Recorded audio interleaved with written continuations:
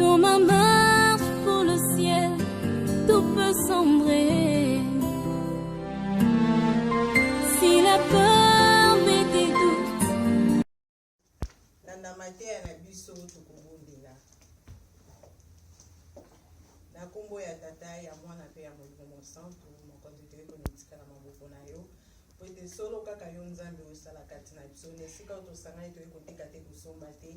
Kombo na onde sangisi biso ngonga ya motu epesameli biso toyoka liloba na yo.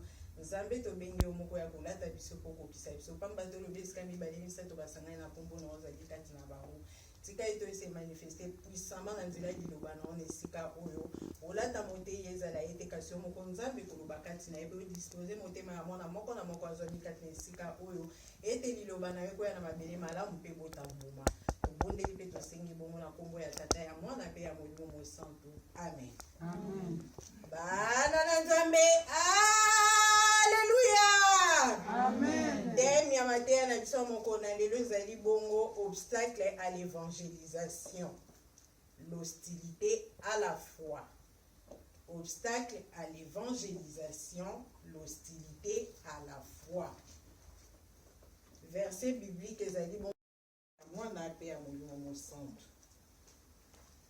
Actes des Apôtres, chapitre 14, verset 22, et le Bibongo, fortifiant l'esprit des disciples, les exhortant à persévérer dans la foi et disant que c'est par beaucoup de tribulations qu'il nous faut entrer dans le royaume des dieux.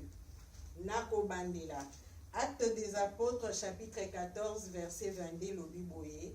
Fortifiant l'esprit des disciples, les exhortant à persévérer dans la foi et disant que c'est par beaucoup de tribulations qu'il nous faut entrer dans le royaume des dieux.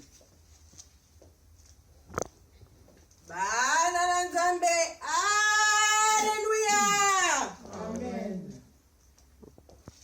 Un obstacle à l'évangélisation est de nous laisser arrêter par l'hostilité à la foi que semblent avoir certaines personnes. La question qui nous est posée, c'est comment surmonter un obstacle. Il existe de nombreux obstacles qui nous empêchent de témoigner de notre foi aux satures et de les évangéliser. L'un des obstacles que nous rencontrons fréquemment est celui de nous laisser arrêter par l'hostilité à la foi que semblent avoir certaines personnes. Bana Nzambe, Alléluia. Amen. Na makomi ya Nzambe o touti kotanga na mokanda ya Actes des Apôtres, ezali bongo apôtre Paul na Barnabas nde balekaki na koexhorte bandeko na bamboka oyo babandaki kotambola mpona koevangelize. Soki totali hostilité ezali eloko oyo moto aza kodesapprouve. Ozosala eloko kasi moto azosepela nango te azodeprouve alingi kotambola nzela yo ozokende te. Akosala nyonso acontraindre yo po eloko wana ye azosepela nango te. Yango nde ezali hostilité. Bongo na bamboka nyonso oyo Paul na Barnabas babandaki kotambola babandaki koevangelize. Bazalaki mpe kosala bamiracle ya Nzambe ebele. Eza na baye babandaki kondimela. Na baye babandaki kondimela te bazalaki très hostile na évangélisation oyo apôtre Paul na Barnabas babandaki koevangelize. Alors babandaki kosala nyonso pona koluka komema baye bandimeli na kana bango na nzela wana baluka moyen ya koempêcher Paul na Barnabas baevangelize, voire même koboma bango po évangélisation esila pe kaka. Malgré ba miracle babandaki komona ebandaki kosalama. Na moment miracle esalami bandimeli babeti maboko basepeli balobi eza Nzambe na forme humaine nde aye kovisite biso. Kasi quand oyo ezali kodesapprouve baza hostile na évangélisation kolo Yesu Masiya, tango bakoinfluence bango, influence wane komema bango na nzela baluka balapide bango baboma bango.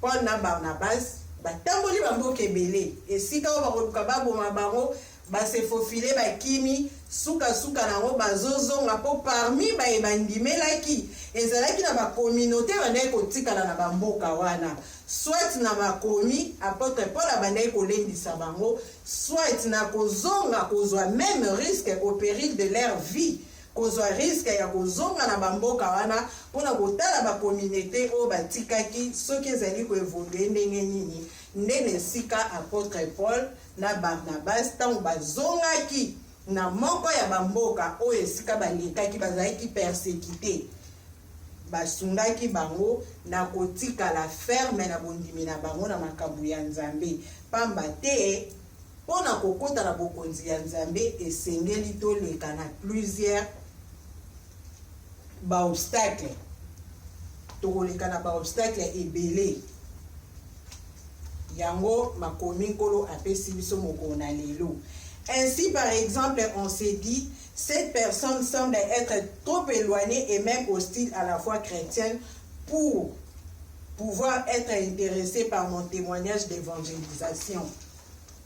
Mutu oyo azo sepela na makambu oyo zo salate na kote ya liloba ya Nzambe na ndenge toyaka na église, mais bazalaka contre yango ebele ba manifestaka yango ouvertement. Biso tozali moko ya baye tozali ko vivre situation on a ndenge nyonso batukaka biso tolobaka lingomba na bino eza boye matake kitaka, kasi biso toyebi tobondelaka nkolo. Même na mabota na biso ba tribulation ezalaka bakotelemela yo, tika nzela wana eza nzela ya malamu te. Même bandeko oyo bayabe kosangana na biso bazwa oyo nkola bongisa mpona bango lobiko, kasi ntango bakozala influencé na baye bazali contre liloba ya Nzambe, bango mpe bakomaka moko ya bendemi na biso. Bato liboso kutu babundisaka biso bango wana mpo akotémoigna lobi nga nazalaka kuna namonaka basalaka boye bazongisaka boye, na oyo amona te ayoka te akokoma témoin oculaire.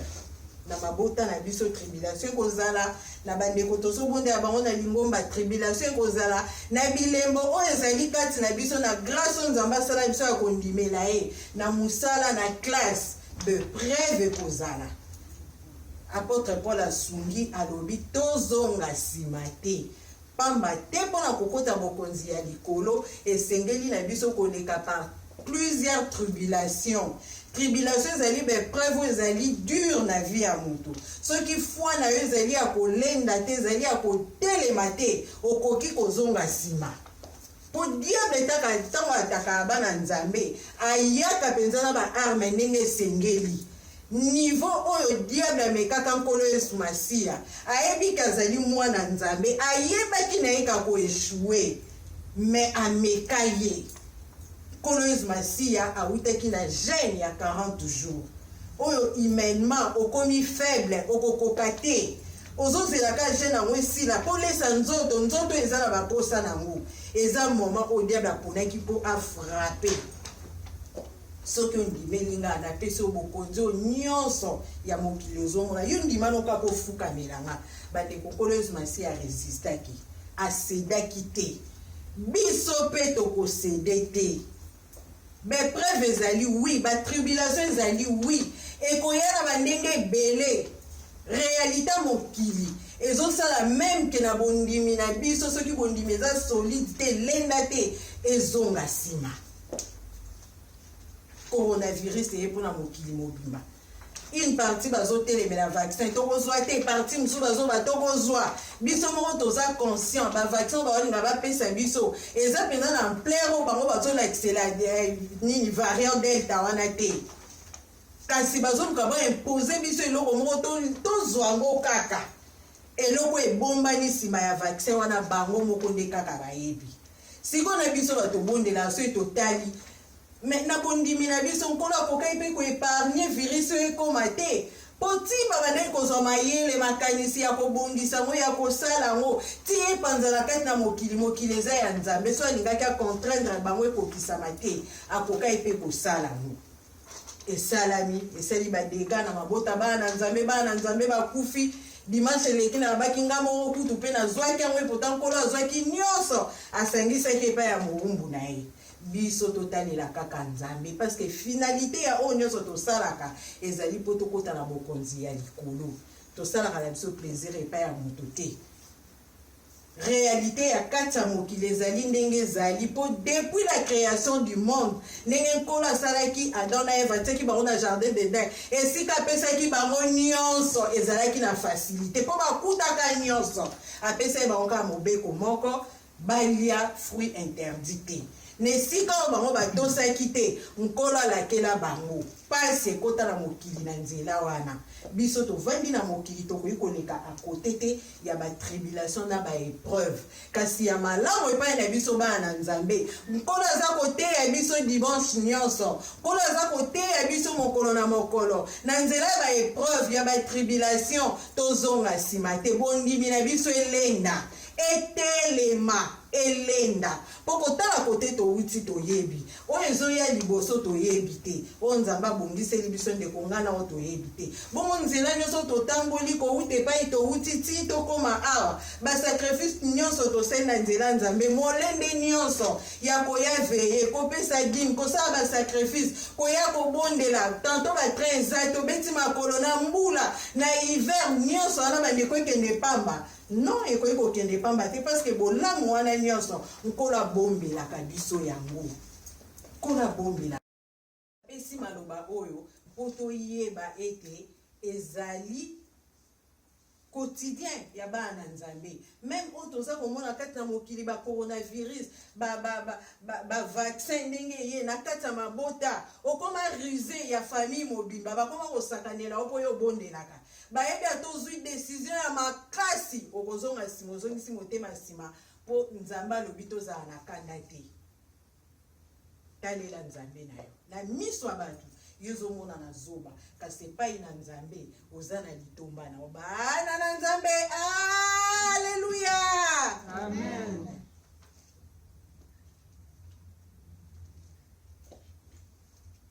Et alors nous nous éloignons de cette personne sans même lui adresser la parole. Alors, comment pouvons-nous surmonter cet obstacle? Pambate, Paul na Barnabas, batikaki mission na bango ya évangélisation te. Malgré ba épreuve na ba obstacle ba bandai kokuta nango. Au contraire, bakobaki na nzela ya évangélisation. Mais bien aimé, il est très important de regarder l'exemple de Jésus-Christ dans les évangiles. Il est arrivé très souvent que Jésus-Christ rencontre des personnes qui étaient hostiles à son message ou à sa personne. Mais atikaki musala to mission oyo aelaki na mokili. Par exemple, le pharisien était complètement hostile à Jésus-Christ et à son message. Bana na nzambe, alléluia. Amen. Nkolo Yesu Masiya nzambe ndakisa mpona biso bana na nzambe. Lelo genou nyonso na mokili ezo fléchir liboso ya Nkolo Yesu Masiya. Toyebi ete azali nzambe. Kasi na ntango abandaki koteya eza na baye bazalaki contre liloba na ye. Batraita ye bamo nyonso. Belzebul, makambo ebele toyebi yango na kati ya Biblia. Ezongisa Nkolo Yesu Masiya nsima te. Bandeko ngai na yo mpe tokozonga nsima te na nzela bondimi oyo.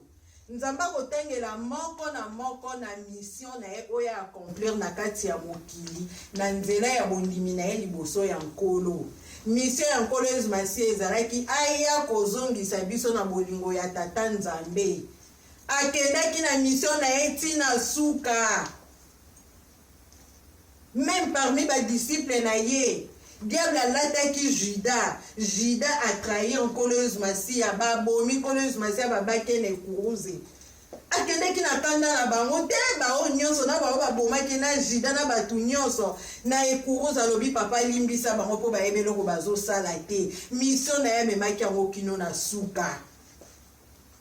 Akufi azongi na bomoi azali ko apparaître na ba oya bongisi pona ko continuer mission na ekino na suka ya mokili na foi na biso to bondeli na Nkolo Yesu na kombo ya Nkolo Yesu Masiya o ezali bosenga na biso ezopesa mela biso po ete ya azali nzambe. Nkolo Yesu Masiya azali modèle azali exemple na kati ya Bible basala nzambe ya minene oyo bakombo na bango ezali na kati ya Bible oyo basalela nkolo Yesu Masiya basalela nzambe na foi bango mpe bamekama kasi bazonga nsima te batikala ferme na foi na bango epai ya nzambe pamba te finalité ezali moko kokota na bokonzi na likolo ndenge moko ngai na yo lelo okoma rize ya famille ndenge nauti koloba soko ozobondela bazoseka yo bazotyola likambo nyonso kosala na miso na bango eza mabe na kati ya couple papa profita po ete mama abondelaka koma osala makambo na nko mama yika mpiko na mabondeli mama pe pareil lokola papa mipesa na makambo ya nzambe akoma osala makambo na nko papa yika mpiko na mabondeli bana lokola tozala libaku mpona baboti te po papa na mama babondelaka papa na mama bazalaki ferme na décision exemple à partir de 18h bino nyonso ifo bozala na ndako te lokola mama abondelaka kande kita papa abondelaka kande kita mwana kobima kozonga 20h 21h voire même 1h du matin bapare si bakangi ndako ye kobeta porte uso tazala na clé na ye akoti oza kobima libanda ya baregle ya libota yozomona ke papa na mama kande esila non bango bazotosa part na bango ya bondimi na bango epai na nzambe ebongo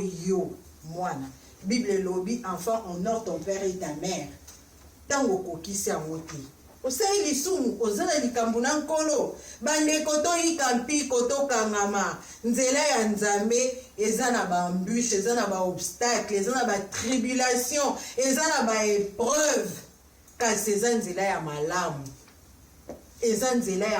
nzela ya lobiko finalité wana ntango biso nyonso tokokota na bokonzi ya tata ekozala esengo ya koleka na nkembo wana.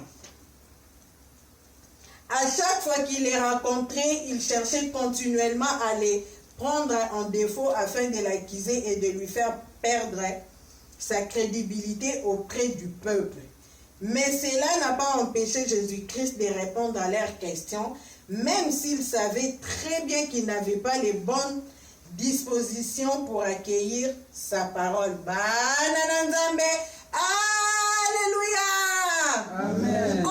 Masiya alembaki te alobaki te ete oyo loko aza kostile epa na nga azala mopanzi biso mpe nkolo aloba na biso atiki mwana moko te libanda bana nyonso bazali ya nzambe na baoyo batukaki babimaki libanda soki baye nkolo apesi nzela toyamba bango toyambi bango mpo biso nyonso toya bana nzambe na baoyo bayebi nanu ta yokisango ye tokofongola porte tokoyamba bango pamba te biso toolanda ndakisa nkolo Yesu Masiya. Nkolo Yesu Masiya ezalaki kutu moto azoya liboso na ye kopose ye problème quelconque lokola aza nzambe ayebi makanisi na ye ke maloba oyo akoloba eza piège po ekweyisanga na likambo kasi nkolo Yesu Masiya abandaki koevite bango te molimo ya nzambe ezalaki kati na ye ebandaki kosunga ye ntango akoya na piège na ye réponse oyo nkolo akopesa ye moko atikali perplexe piège oyo alukaki asala ekokokisama lisusu te.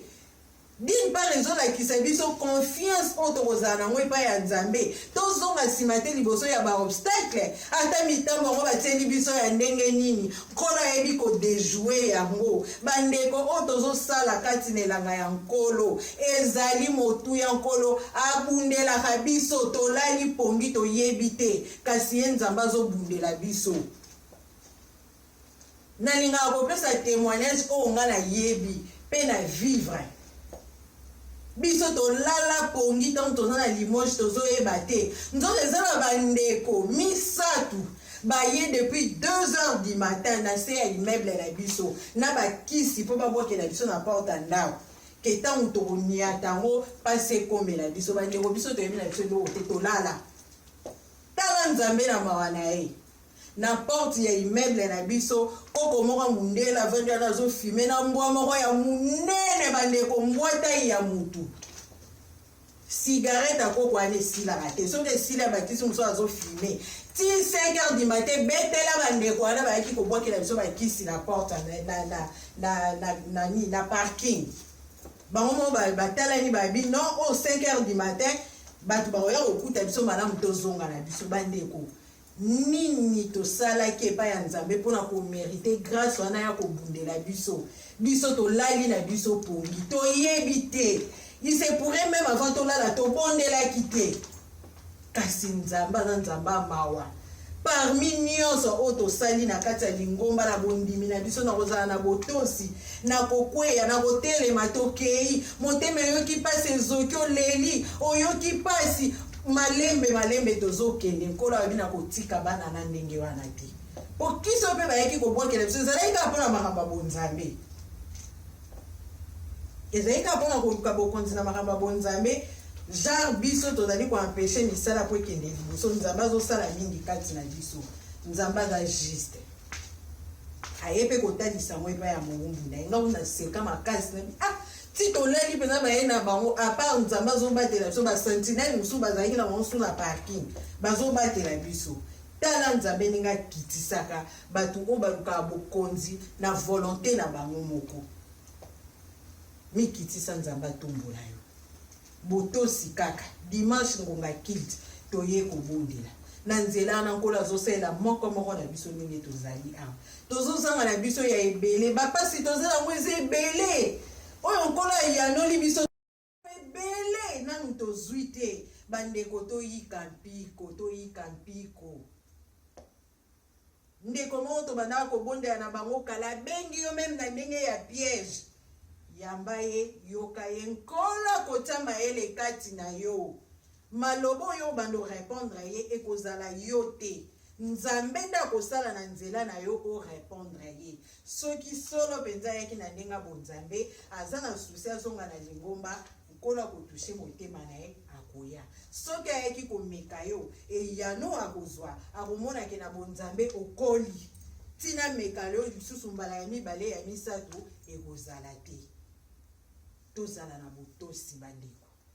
Il y a plein de tribulations, plein de preuves na nzela ya bondimi na biso epai ya nzambe kaka dimanche ntango akoya na culte nde esika bana babandaka kotungisa nde esika papa to mama mwa eloko moka ya moke moto epeli diable allume meshe na ye kanisa engagement na liboso ya nzambe tika nzela wana yaka kobondela okomona na poko ntango bokuta on dirait même pas ke na ntango okutu boswanaki on dirait même pas problème ezalaki parce que ça diable mutu ayaki komeka ndenge ameka nkolo yesu masiya aussi longtemps kakoka nkolo yesu masiya te biso mpa kokoka biso te na nzela ya baepreuve wana ya batribulation tokolonga toza balongi po ete toza na nzambe ya solo oyo atiki biso ta kotika biso te bomoi na biso mobimba tanke tokangami na nzambe mayele ya misala nzambe ye mutapesaka biso mayele ya bondimi ye mutapesaka biso toyika mpiko tokangama bandeko tozonga nsima te tozala na bondimi mpenza ya solo bondimi ya solo oyo elenda ta mbonga ta nini eningisi tokozonga nsima te au contraire biso na bondimi na biso tozokende kaka liboso mpo toyebi oyo nzambe abongiseli biso liboso eza motuya eza motuya kokende kokutana na etata na biso bana na nzambe. Alléluia. Amen.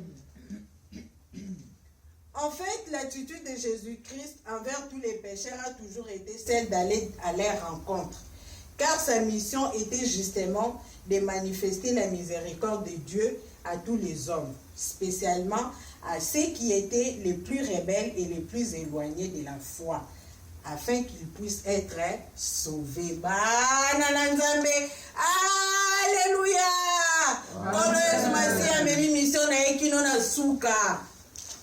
Ba o bazaki très hostile epa na ye nkolo alembaki koteya te ba oyo nzambe asalaki grâce bandimelaki ndakisa ya apôtre Paul ye moko apersécuté bachrétien mingi ye akanisaki azalaki sur la bonne voie nkolo yesu masiya atikaki ye te ntango akutanaki na ye miso ekufaki ntango bekai wana ekweyaki na miso aye koretrouve vue amipesaki mobimba na misala ya nzambe ye nde asali misala nzambe mingi na acte des apôtres nde bakomeli biso apôtre Paul atikali kolemba te bakangi ye mpe bambala ebele nkolo azalaki toujours na ye azodelivre asali misala nzambe ya nguya baye mpe bazomona biso pamba bazotiela biso bapiège bazoya na ndenge ya komeka bazoya kochola basala oyo balingi biso tokangama na nkolo oyo akoya na ndenge ya bonzambe tofongola porte ya lingomba na nzambe toyamba ye nkolo atiki moko te libanda nkolo Yesu Masiya ateyaki mission na ye amemaki yango kino na suka po ete bana na nzambe bazala sauve na nzela ya evangelisation nde lelo biso mpe tomona nkolo Yesu Masiya na miso te tondimeli po ete bible elobi heureux l'homme qui croit par la foi tondimeli lelo tozo évangéliser tozo témoigner monene na nzambe ndenge moko ba génération future bakokontinue mpe kaka koteya kondimela nkolo Yesu Masiya po ete azali nzambe biso nyonso rendez-vous na bokonzi ya likolo epai wapi tokozala elongo tokolia tokomela pamba te nkolo Yesu Masiya alobi ndako ya tate eza monene yazongaki mpo abongisela biso esika mokolo ya suka tozala lisusu lisanga toyeba koyembela nzambe na esengo bana na nzambe alléluia. Amen. Jésus-Christ était le bon berger qui allait constamment à la recherche des brebis perdues. Maloba eza na mokanda ya Luc chapitre 15 verset 1 à 7. Nkolo Yesu Masiya bandaki koluka babrebis na lika pesi lisese ya mutu oyo aza na bozwi soki abungisi ata pièce na ye moko akotika bozwi nyonso aza nango kosala nyonso aretrouve pièce wana na kati ya lingomba soki ndeko azongi nsima oyo toyebi azalaka molende totika ye te bandeko totelema toluka bandeko toluka ndeko oyo azalaki na molende bolembo ekoti yango azongi nsima toyebi soki kozonga nsima te soki bitumba oyo nkolo abundisaka biso te na esika oyo tovandi tokokoka te baplace ekozanga kasi misala nzambe ya solo lokola ebundisamaka kaka nombre tozali tozomona eza moke kasi nzambe aza na posa ya kalite parmi bandeko tozalaki na bango oyo toyebi bazonga nsima tolanda ndakisa lisese nkolo Yesu Masiya alobi moto aza na bozwi abungisi pièce moko agarde na bozwi na ye wana ake à la recherche ya pièce moko wana ezangaki biso mpe bandeko bakoti bolembu bazongi nsima toluka bango par la même occasion continuons l'évangélisation to évangéliser po ete bilanga nzambe eza monene basali baa moke na bandeko bakoya basala nzambe baa na kati bandimi ya nzambe baa na kati bao bakomipesa bakokangama tokosala na bango misali elongo oyo na suka banso tokokota na nkembo na esengo maloba moke tozalaki nango ya kopartage mokolo na lelo yango wana mateya na biso esuki bongo na nkombo ya tata ya mwana mpe ya molimo mosantu amen. Tokobondela mpona mateya. Dieu le Père, le Fils et le Saint-Esprit, nkolo topesi yo merci mpona mateya mokolo na lelo ya solo na nzela ya tribulation mpe ya bepreuve ndenge na ndenge ekokomelaka biso bana nzambe na nzela bondimi pilier na biso ezali kaka yo nkolo kozala mosika na biso te papa zala pene na biso mpo nzoto oyo ezali na bafaiblesse makambo mingi ekomela biso na nzela bonzambe elekaka makasi mpe mayele na biso bato kasi na bondimi na biso epai na oyo toyebe tozali wana mpona kosegonde biso kotika biso te ezalaka toujours à la rescousse mpo ete solo nzela oyo tolandi toyika mpiko tokende nango kino na suka ya molongo ndenge moko pe na bandeko bazonga nsima nkolo bimisi liloba na moko na lelo pesa biso baarme oyo esengeli mpona koluka bango bongisa mpe mitema na bango nzambe wana tokokota en contact na bango ezala yo moko nkolo okei kosemba mitema na bango po ete bazonga lisusu kati na etonga na yo sunga biso papa na nzela bondimi oyo tozonga nsima te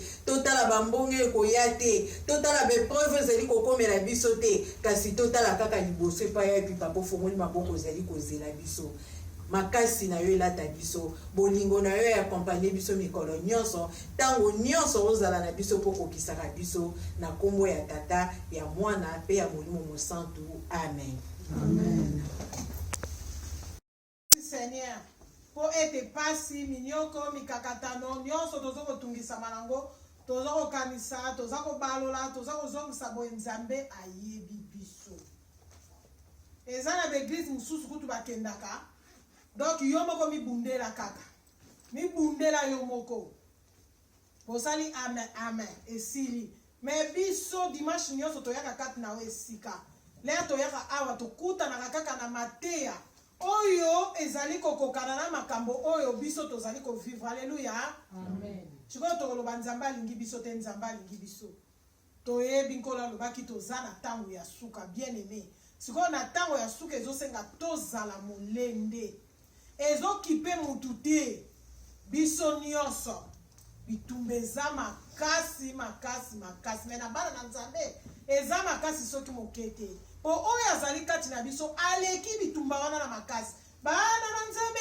Alleluya toyika mpiko na mituna tozotuna eske nzambe ayebinga eske nzambe alingaka ngai mpona nini nzambe akotika ngai nakoma ntina baniveau oyo nzambe ayebi biso nzambe alingaka biso ezali baepreuve oyo tozali kovivre ndenge toyoki kati na mateya yango wana nde ekosunga biso ekomema biso na molende na koyika mpiko nde yango ekokotisa biso na bokonzi ya likolo toyoki pasi onkolo yesu amonaki toyokaka yango batalisaka biso mikolo nyonso biso mpe lokola toza na nzela ya solo na nzambe ya solo bien aimé ezalaka mpona koevante te me ezalaka vraiment se bongo soki yotili nzambe wana na epreuve okangami na ye otaleli ye mpe yo moko komona olobi ya solo nazali na nzela ya solo yango wana toyika mpiko quelque soit situation tozopase quelque soit difficulté nini ezali na biso bien aimé tobese bras te ya motuya kaka otolelaka mpe mikolo nyonso eza na bandeko na biso ebeli